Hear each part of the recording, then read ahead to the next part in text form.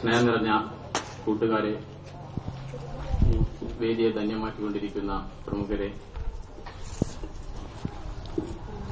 ഇന്ന് പുലരി arts and sports ക്ലബിന്റെ 11ാം വാർഷികത്തോടനുബന്ധിച്ച് നടന്ന വിദ്യാർത്ഥികൾക്കായുള്ള മത്സര പരിപാടികളും പുലരി ആർട്സ് ആൻഡ് സ്പോർട്സ് ക്ലബ്ബ് എല്ലാ വർഷവും ചെയ്തു പോരുന്ന പോലെ ആമപ്പാറ പ്രദേശത്തെ വിദ്യാഭ്യാസ മേഖലയെ പ്രോത്സാഹിപ്പിക്കുന്നതിനു വേണ്ടി നടത്തിവരുന്ന SLCയും +2 ഉന്നത വിജയം നേടിയ വിദ്യാർത്ഥികൾക്കുള്ള സമ്മാനദാനവും ആണ് ഇന്നിവിടെ നടക്കാൻ നടന്നു പോരുന്നത്.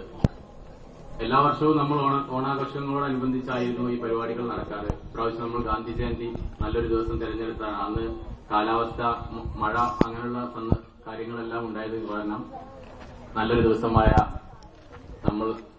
നമ്മളെ സംബന്ധിച്ച് എല്ലാ ഇന്ത്യക്കാരെയും സംബന്ധിച്ച് നല്ലൊരു ദിവസമായ ഇന്ന് നമ്മുടെ മഹാത്മജിയുടെ ഈ പിറന്നാൾ ദിനം നമ്മൾ തെരഞ്ഞെടുത്തത്.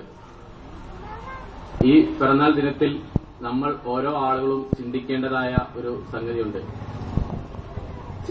പല ഘട്ടങ്ങളിലും നമ്മളെ രാഷ്ട്രപിതാവിനെ മറന്നുകൊണ്ട് പല കാര്യങ്ങളിലും ഏർപ്പെടാറുണ്ട്, ചെയ്യാറുണ്ട്.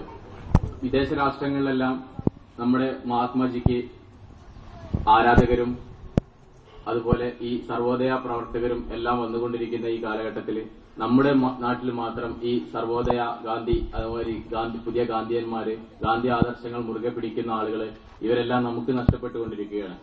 ഇപ്പോ പല വിദേശ രാഷ്ട്രങ്ങളിലും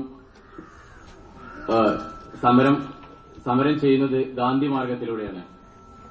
അതുമാതിരി നമ്മുടെ നാട്ടിലും ഇപ്പോൾ ഏറ്റവും നല്ല ആയുധമായി കണ്ടിരിക്കുന്നത് സമാധാനത്തിനെയാണ്.